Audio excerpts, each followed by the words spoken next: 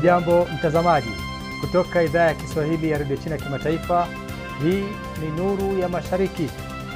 Tuliokuandalia hii leo: wasomi na wakazi wa Taiwan wakosoa matamshi ya kiholela ya waziri mkuu wa Japan.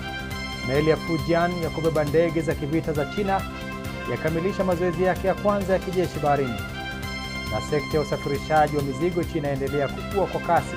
Kwa hizi na habari nyinginezo nyingi, jumuika nami Khamis Darwesh.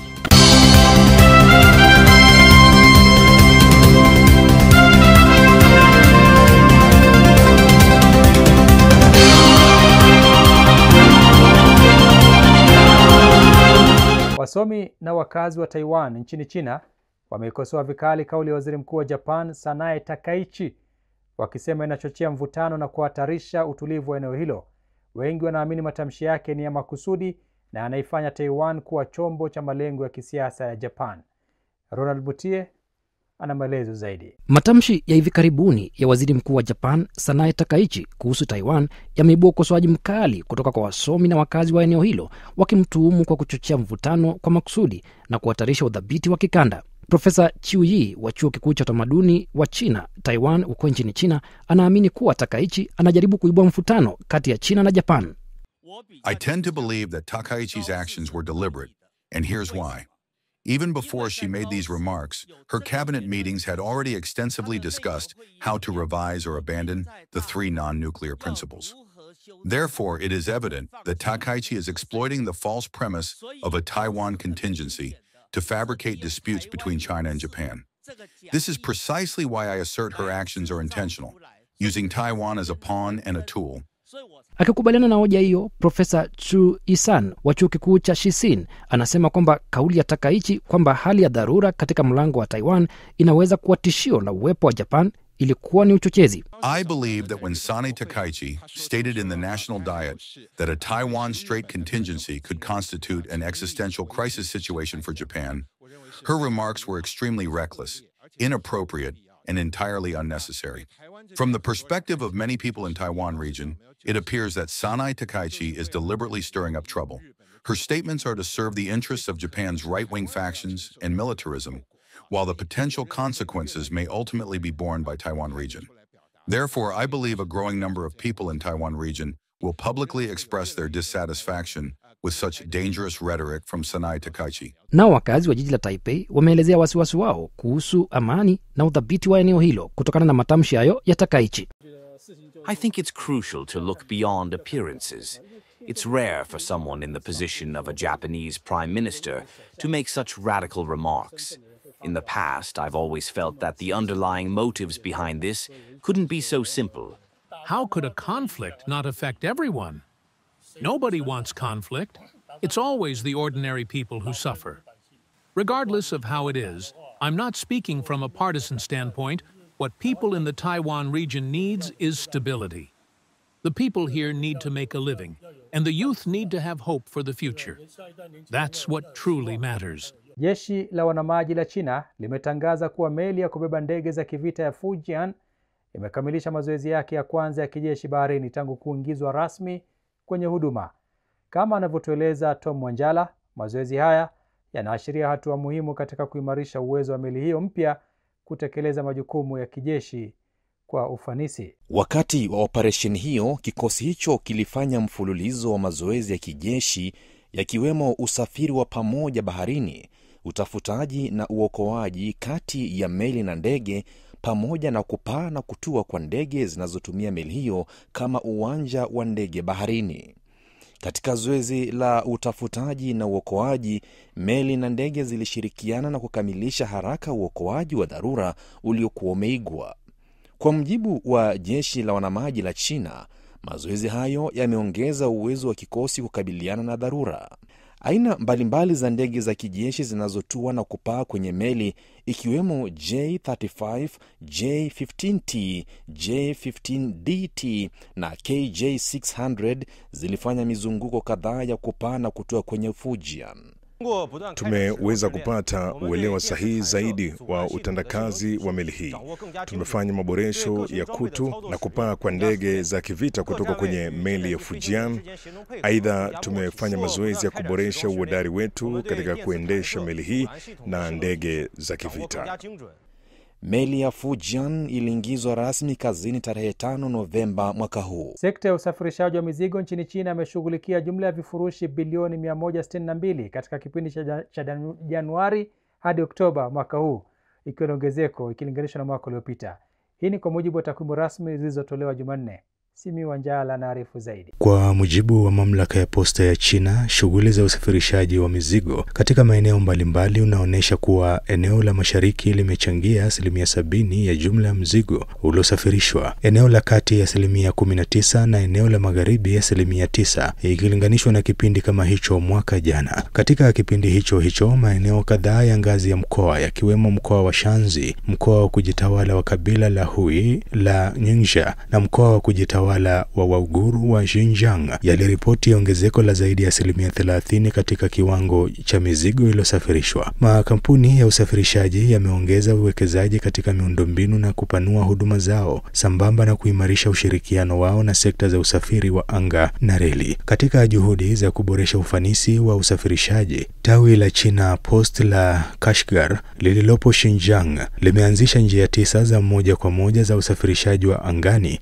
zikiunganisha Kashgar na miji ya Shanghai, Jiangsu, Guangzhou, Hanzhou na miji mingine, hatua ambayo imeongeza upeo wa huduma hadi katika baadhi ya mikoa na miji mingi nchini China. Makampuni ya usafirishaji pia yameshirikiana na mamlaka za reli Xinjiang kuanzisha mtindo mpya wa ugavi unaopunguza hatua nyingi za kuhifadhi mizigo. Chini ya mfumo huu, maghala yanawekwa moja kwa moja katika maeneo ya uzalishaji, kuruhusu bidhaa kupakiwa moja kwa moja kwenye makonteina na kusafirishwa kwa njia ya reli. Mtindo huu umepunguza hatua za ugavi na kuongeza kasi ya usafirishaji. Kupitia matumizi ya njia kuu ya reli ya mwendo kasi pamoja na mfumo mzuri wa ukusanyaji na usambazaji wa mizigo, bidhaa zinaweza kufikishwa kwa wateja siku moja baada ya kuwasili katika vituo vinavyolengwa. Mtindo huu umeongeza ufanisi wa usafirishaji kwa takriban 10% na kupunguza gharama za usafirishaji kwa karibu 30% ikilinganishwa na usafiri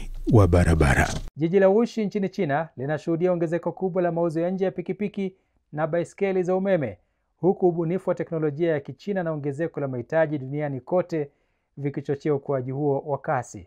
Jacob Mogoa anaarifu. Katika robo tatu za kwanza za mwaka huu, mauzo ya nje ya pikipiki na baiskeli za umeme kutoka Wuxi yalikuwa kwa zaidi ya 30% ikilinganishwa na mwaka uliopita, zaidi ya mara mbili ya kasi ya ukuaji wa mauzo ya nje ya jiji hilo kwa ujumla. Hifadhi ya viwanda ya magari ya umeme ya Wuxi, yani Shishan, imekuwa ikipokea wageni wengi kutoka mataifa mbalimbali wanaovutiwa na ubora, teknolojia ya kisasa na bei nafuu ya vyombo vya umeme vya Kichina. Msafara wa watu 30 kutoka Hungary ulifika kutafuta fursa za kuongeza ununuzi, huku wanunuzi kutoka Uingereza wakija Wuxi kutafuta bidhaa kwa ajili ya biashara mpya. It's good for the environment as well. So it's an all in all a best solution. Very nice. Very high quality. I think they'll be very popular. Kampuni mojawapo kubwa Wuxi imeonyesha ukuta uliojaa hati miliki nyingi zaidi ya 2400, ikiashiria uwezo wake wa ubunifu. Serikali ya eneo hilo inasaidia kampuni zinazotaka kuingia masoko ya nje kwa kuzisaidia kupata masoko, kukuza biashara mtandaoni na hata maombi ya ufadhili. Pia wameanzisha kundi la WeChat lenye zaidi ya kampuni 50 muhimu za kuuza nje, ambapo mahitaji yao yanashughulikiwa ndani ya saa 24. Iwapo tutakutana na suala lolote, tunaweza kushauriana naye moja kwa moja. Ana jukwaa maalum la kutusaidia kutatua matatizo haya, ikijumuisha maswali yanayohusiana na shirika la bima ya usafirishaji wa bidhaa za China na sheria na kanuni mbalimbali. Msaada huu ni muhimu sana kwa kampuni yetu. Wuxi imeandaa zaidi ya maonyesho 20 ya ndani na ya kimataifa mwaka huu ili kuwaunganisha wazalishaji na wanunuzi wa nje. Kampuni kutoka Shishan pia usafiri kwa makundi kwenda nje ya nchi kutangaza bidhaa zao na kuimarisha majina ya biashara. Serikali ya eneo hilo pia hutoa msaada wa kifedha kwa kampuni zinazofungua ofisi na maduka ya mauzo nje ya nchi. Mpaka sasa kampuni za magari ya umeme za Wuxi zimefungua zaidi ya maduka 2000 katika zaidi ya nchi 40 na uuza zaidi ya milioni 1 ya vyombo kila mwaka. Tamasha la kila mwaka la kimataifa la mwanga la Guangzhou, mojawapo matukio makubwa ya mwanga duniani, lilianza rasmi Jumapili jioni. Kwa mara ya kwanza, alama kuu za jiji la Guangzhou ikiwemo mnara wa Canton, kituo cha fedha cha Guangzhou CTF na kituo cha fedha cha kimataifa cha Guangzhou zitawasawazisha onyesho kubwa la mwanga, zikiunda kitovu cha kuvutia cha tamasha hilo. Tamasha hilo litakuwa na usanifu wa mwanga wa kisanii 36 katika mhimili mpya wakati wa jiji na ufuo wa mto Pearl, ambako majengo 24 yatageuka kwa maonesho ya mienendo ya uhuishaji na uakisi wa picha. Jambo kuu la kuvutia ni ujumuishaji wa teknolojia na mwingiliano. Usanifu huo utatumia maudhui yanayotengenezwa na AI na uakisi wa picha unaoweza kuingiliana ili watazamaji wawe sehemu ya kazi ya sanaa, huku baadhi ya maonesho yakichanganya mandhari ya michezo na usanifu wa mwanga, yakionyesha roho ya michezo ya kitaifa. Nyota aliyeibuka katika sherehe ya ufunguzi ya michezo ya 15 ya kitaifa, samaki wa Aoyu anayeng'aa, alirejea kwa kishindo akiogelea tena katika mwangaza wakati wa sherehe ya kuwasha taa. Taa kubwa ya dhahabu yenye kichwa cha joka na mwili wa samaki ilipokelewa kwa shangwe na mwanga wa kamera kutoka kwa umati uliosisimka.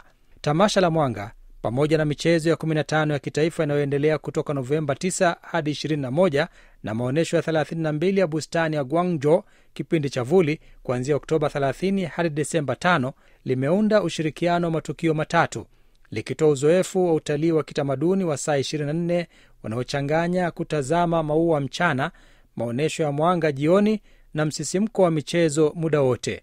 Kwa mujibu wa waandaaji, tamasha la mwanga la mwaka huu litaendelea hadi Novemba 26.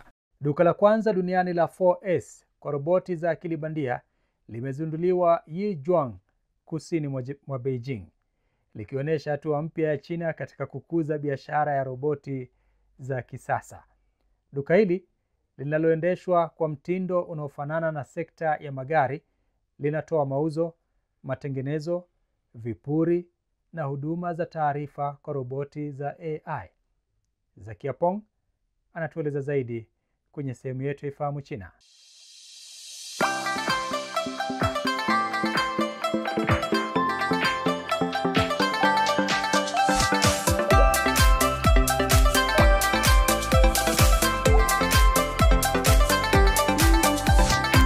Ujambo na karibu katika kipindi cha Ifahamu China.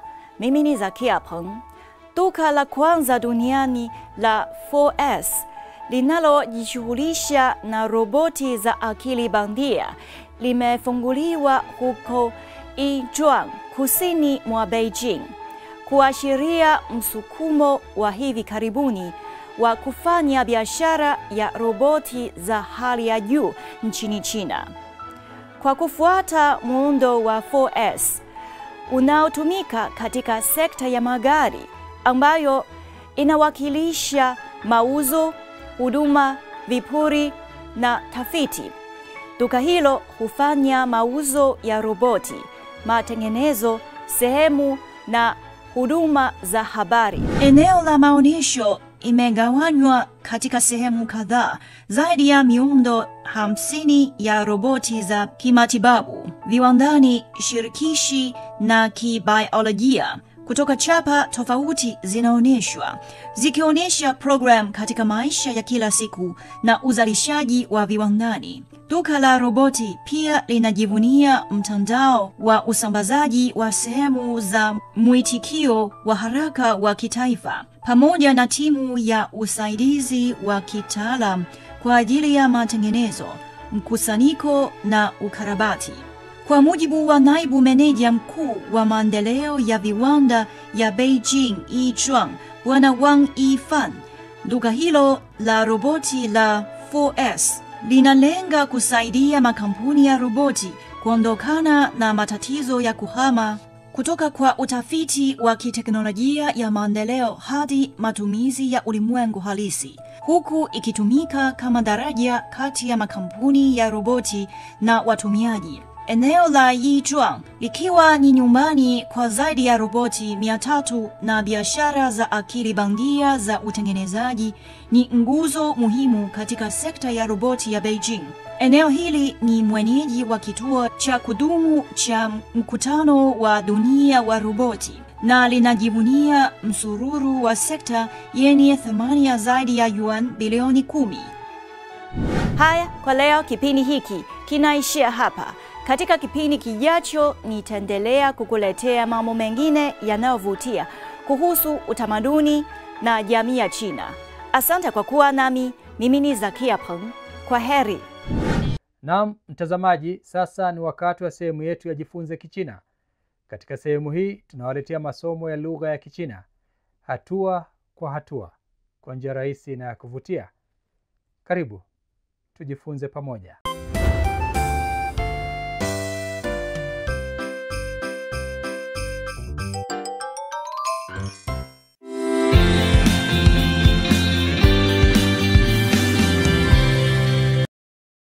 第一课，你好。 Mambo. Karibu katika daraja la Kichina la YCT. Somo la YCT ni mfumo wa mafunzo ya lugha ya Kichina unaoongoza watoto kujifunza Kichina kwa ufanisi na kuinua kiwango chao cha uelewa wa lugha ya Kichina kwa pande zote. Kwanza, tuanze kwa kuchangamsha akili zetu. Chagua maneno yanayofaa kwa picha zilizo hapa chini.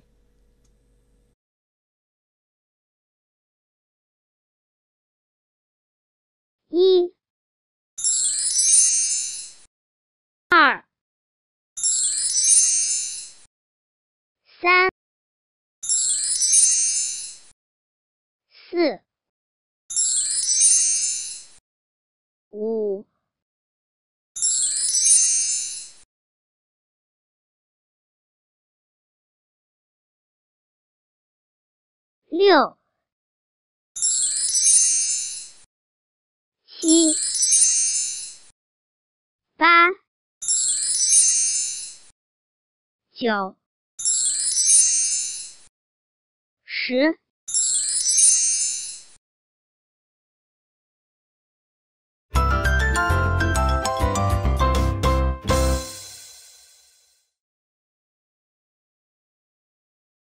你好。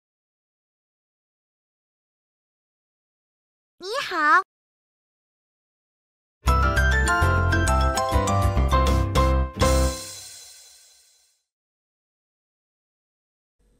Jinsi ya kuwasalimu wanafunzi kwa Kichina. 你好。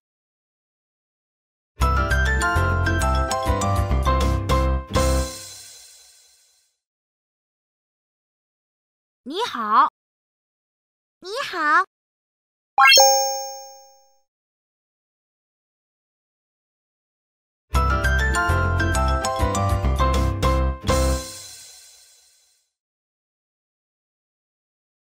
老师好。 你好。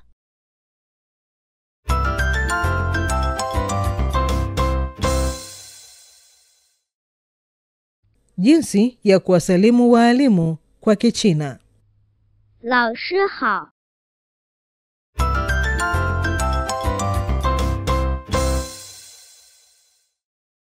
老师好。 你好。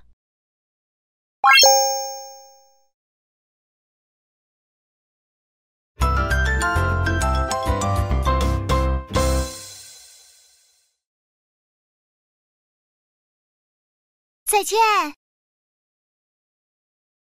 再见。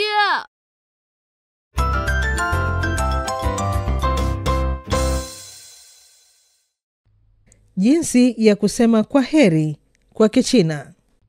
再见。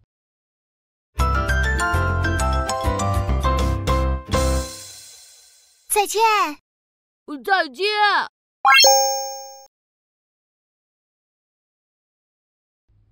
Kulinganisha.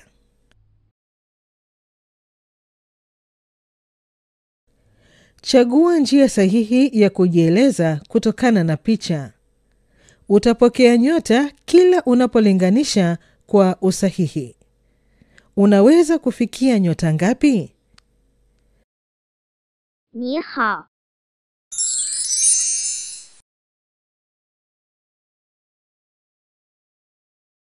C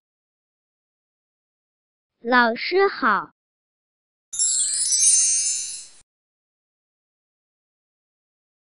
A 再见 Kazi ya kufanya nyumbani leo ni kusoma maneno mapya. Kesho tutaendelea kucheza mchezo wa maneno. 再见。 Naam, ni hulka ya kimaumbile kwamba kila kilicho na mwanzo hakikosi kuwa na mwisho wake. Na kufikia hapa, mtazamaji, ndipo ninapohitimisha kipindi cha Nuru ya Mashariki kwa siku ya leo. Nimekuwa wako Khamis Darwish. Maasalam. Kwa taarifa zaidi kuhusu China, unaweza kutembelea tovuti ya CRI Kiswahili na marafiki_CN kwenye Facebook. Pia unaweza kupakua app ya Cheche kwenye Google Play na Palm Store.